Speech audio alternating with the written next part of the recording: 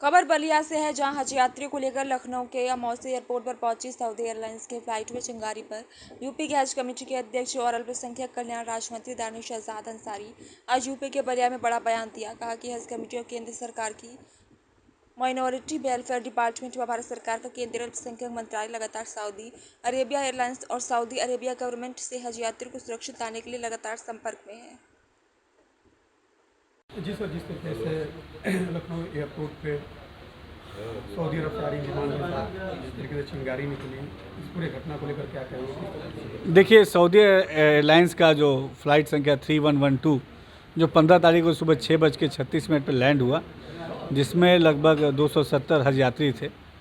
Land होने के बाद मैंने लैंड जब पूरी प्रॉपर तरीके से लैंडिंग हो गई, उसके बाद कुछ टेक्निकल छोटे से एक दो समस्याएं दिखी एयरपोर्ट अथॉरिटी को, जिसको तुरंत ही एयरपोर्ट अथॉरिटी ने उसको रिजॉल्व भी कर लिया। उस इशू को कहीं कोई समस्या नहीं हुई, पूरी सुव्यवस्थित तरीके से सारी चीज़ें चल रही हैं, और जो थोड़ी बहुत टेक्निकल समस्या जो आई थी उसको तुरंत ही एयरपोर्ट अथॉरिटी द्वारा दूर कर लिया गया। अहमदाबाद के एयर क्रैश के बाद लगातार इस तरह की घटनाएं सामने आ रही हैं, इसको कैसे देख रहे हैं? देखिए, जो अहमदाबाद में जो दुखद विमान हादसा हुआ, उससे हम सब की संवेदना पीड़ित परिवारों के साथ है।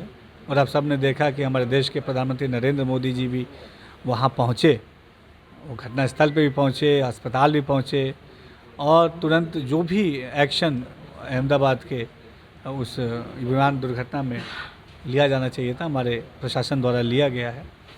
और सुरक्षित यात्रा मुहैया कराना हमारे यात्रियों को जो फ़्लाइट से चल रहे हैं, एयर ट्रैवल कर रहे हैं, ये ज़िम्मेदारी के साथ इन चीज़ों को हम सब पूरा कर रहे हैं।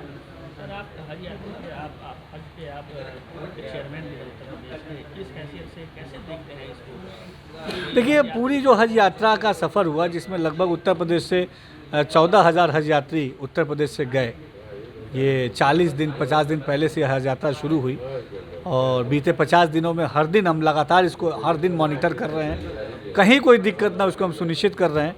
एक जो हज ये जो लैंडिंग में कल 15 तारीख को जो SV 3112 जो सऊदी एयरलाइंस जो लैंड हुई, उसमें लैंड होने के बाद, लैंडिंग के दौरान नहीं, टेक ऑफ के समय नहीं, लैंडिंग के समय नहीं, लैंड होने के बाद जब खड़ी हो गई फ़्लाइट, उस समय कुछ टेक्निकल दिक्कत, बहुत माइनर दिक्कत आया, जिसको तुरंत ही वहाँ के अथॉरिटीज़ ने दूर भी कर लिया है। और कोई भी हमारा हज यात्रियों को या किसी भी पैसेंजर को कोई दिक्कत नहीं हुई। सारी चीज़ें बहुत सकुशलता के साथ संपन्न हो रही हैं। छोटी सी हादसा, एक बड़ा हादसा हो सकता था सर। हम वहाँ पे देखिए सारी प्रिकॉशंस लिए गए। कोई भी फ़्लाइट लैंड होती है तो प्रिकॉशन के तौर पे वहाँ पे एम्बुलेंस की गाड़ी खड़ी रहती है पहले से, फायर ब्रिगेड की गाड़ी पहले खड़ी रहती है, और लगातार जो अथॉरिटीज़ है वो वहाँ पे लैंडिंग के समय मौजूद रहती है, ताकि अगर कोई भी समस्या आए उसको तुरंत दूर कर लिया जाए। कल भी जो 15 तारीख को एक छोटी सी समस्या जो सामने आई, तो वहाँ पे आसपास तमाम अथॉरिटीज़ मौजूद थे, तमाम जो है राहत के जो जितने इक्विपमेंट्स होने चाहिए वो पहले से मौजूद थे। हालांकि किसी चीज़ की कोई ज़रूरत नहीं पड़ी, फायर ब्रिगेड की गाड़ी भी मौजूद थी। सारी चीज़ें हमने पहले से ही, जितने भी हज यात्रियों की फ़्लाइटें लैंड हो रही हैं, तो लैंडिंग के समय ही सारी चीज़ें वहाँ पे मुहैया रहे। एम्बुलेंस से लेके, फायर ब्रिगेड से लेके, पहले चीज़ें सुनिश्चित कर हम लोगों ने की हुई है, और इसीलिए सारी चीज़ें बहुत सुव्यवस्थित तरीके से हो रही हैं। जांच कराएंगे सर? देखिए, माइनर सा ये चीज़ें हुई, इस दिशा में एयरपोर्ट अथॉरिटी आपको ज़्यादा अच्छा जवाब देगा। हमने इन तमाम चीज़ों को एयरपोर्ट अथॉरिटी को अवगत करा दिया है। फर्दर जो भी इसमें डेवलपमेंट होगा, एयरपोर्ट अथॉरिटी आप सबको अवगत कराएगी। आगे से कोई इस तरह की फ्लाइट अगर हज यात्रियों को लेकर के जाता है, किसी तरह का दिशा निर्देश आ लगातार चल रही है। हज यात्रियों की वापसी की चीज़ें लगातार चल रही हैं, और किसी को कोई दिक्कत ना हो, इसको हम सुनिश्चित कर रहे हैं। सर, क्या एक वजह ये भी हो सकता है कि ये हादसा टल गया है क्योंकि एक धार्मिक स्थल से लोग आ रहे थे, और कहीं ना कहीं वहाँ का भी कुछ असर रहा है? देखिए, मैंने बताया कि ये बहुत छोटा सा एक टेक्निकल इशू था, और जिसको समय रहते तुरंत ही एयरपोर्ट अथॉरिटीज़ वहाँ बताया ना कि सारे लोग वहाँ मौजूद थे। एयरपोर्ट अथॉरिटी ने बहुत अच्छा रिस्पांस देके तुरंत जो भी समस्या थी उसको रिजॉल्व कर दिया।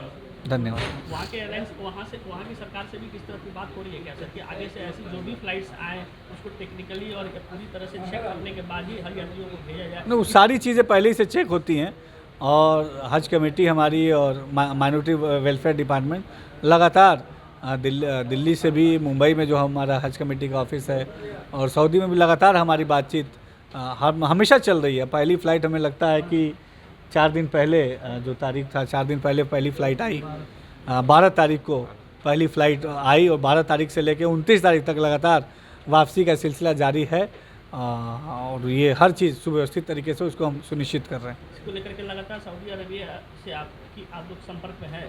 नहीं, वहाँ पे माइनॉरिटी वेलफेयर डिपार्टमेंट जो सेंट्रल गवर्नमेंट का हमारे, वो लगातार इन चीज़ों के सऊदी एयरलाइंस हो या सऊदी गवर्नमेंट हो, केंद्रीय अल्पसंख्यक कल्याण मंत्रालय इन चीज़ों को लगातार देख रहा है।